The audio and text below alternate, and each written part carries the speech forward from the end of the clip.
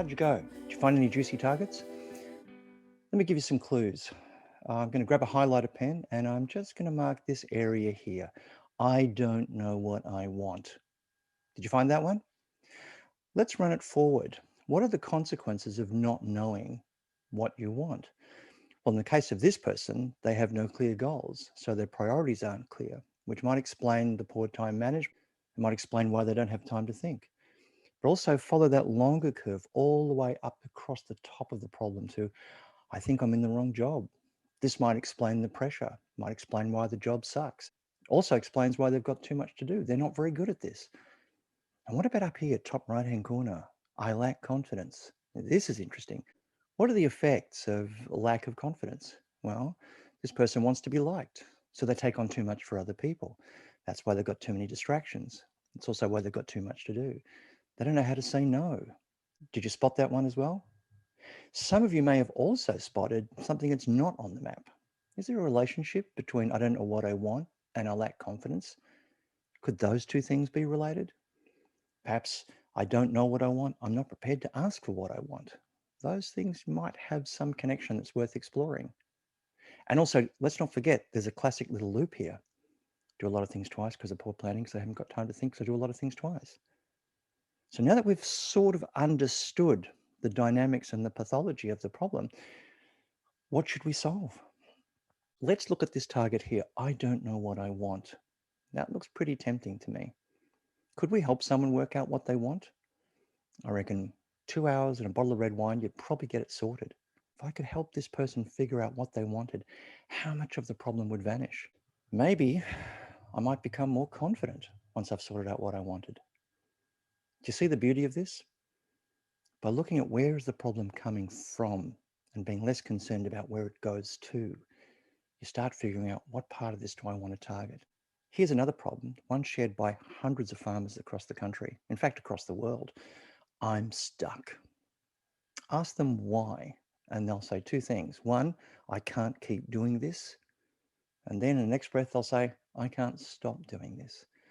Ask them why they can't keep doing this, and they'll tell you the costs are going up, the price is going down, the exchange rate is killing them.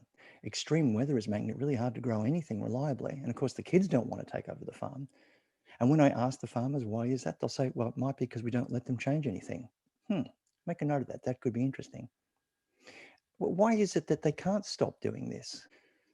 Who's going to buy a farm if it's not working? This is a bad time to sell. It's been a bad time to sell for the longest time, and they're too far in. But also, they don't know how to do anything else. We heard this before. They've never tried. They've never learned. They've got no confidence. But also, there's a lot of emotional baggage tied to this. I mean, this is their history. This is their family, their heritage. It's their identity. And then look across the top of the problem. Part of this emotional baggage has got to do with the fact is they don't talk about it. Each farmer is making out like this is their own unique problem that no one else is dealing with. If they sat down and said, you know what, we've all got the same problem, let's help each other, I think that would relieve some of the baggage. And by not talking about it, they've got no fresh eyes. It means they're too close to it. The problem is right in their face. They can't see past it. So they can't think straight. So this is a classic problem faced by farmers all around the world. Where do you start? Well, you could start by looking for ripples and loops and chains, but if you have a look, this thing is almost entirely made of cat's claws. Everything is converging with everything else. But there are 7 classic strategies that you can apply, and this will be your next little challenge. Question 7. What if we change something? Plan A, kind of antithesis, do the opposite. In Belfast in 2010, there's a terrible riot going on. It was a classic Saturday night in Belfast. And there were cars burning and shops being broken. And the police did what they always do, which they get in a big assault van and they go out there with their sticks and their shields, ready to crack some heads. Now, that's a proven strategy. It's been proven not to work since Queen Elizabeth I. But this time, they've got a good feeling they're going to try it again. Well, the cop in the lead van says, I don't want to do that this day. Let's try something different. He takes his iPod, he sticks it into the loudspeaker system of the truck and starts playing ice cream van music. Mr. Whippy, dun dun dun dun dun dun dun dun. Well, what happened? What do you think happened to that crowd? They stopped. They were shocked. What is this? And for a couple of seconds, they didn't know what to make of it. And then they started laughing. And the riot just kind of vanished.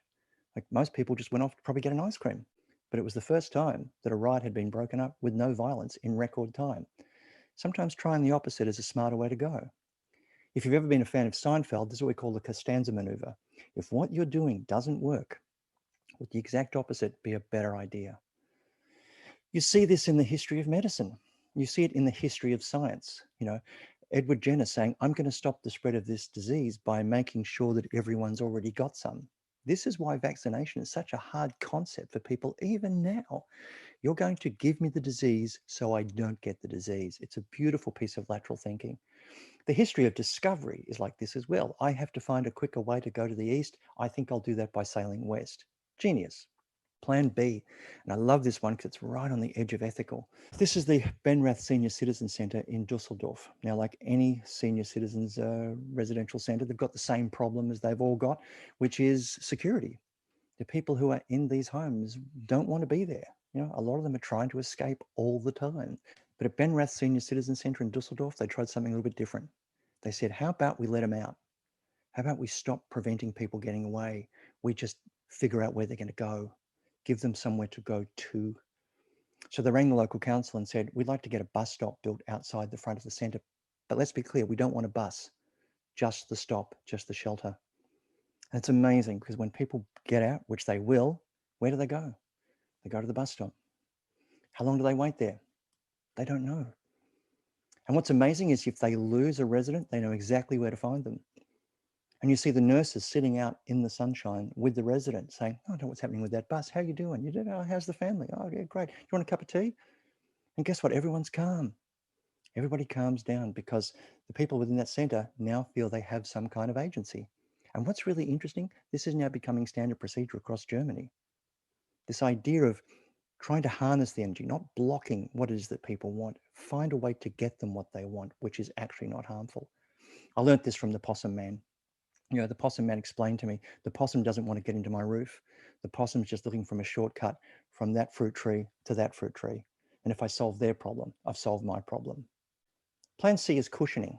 I can't make this go away, but perhaps I could make it easier. If you look at the keyboard on whatever device you're using, could be a computer, could be a laptop, could be an iPad, chances are it has the QWERTY keyboard configuration. This was invented in the 1860s to slow typists down, because when the original typewriters were created, you had lots of little levers and levers and springs and pulleys, and they found that a decent typist could move their fingers faster than the machine could respond. But that's because the keys were in alphabetical order. And they tried everything they could to speed the machines up, until one engineer said, have you thought about slowing the typists down? And what's incredible, by slowing the typists down, by putting the keys in a way that are actually counterintuitive and not that ergonomic, you slow the typists down, but you actually speed the typing up because the machines don't get jammed. Very lateral. Then you got plan D. D for destruct, D for deconstruct, start again. Sometimes you just got to let it go, pull it apart. Now, clearly this is not my first option. I like to try to fix what's already there, but if it really is fundamentally broken, it might be quicker to start again. This is a question I ask people in organizations all the time.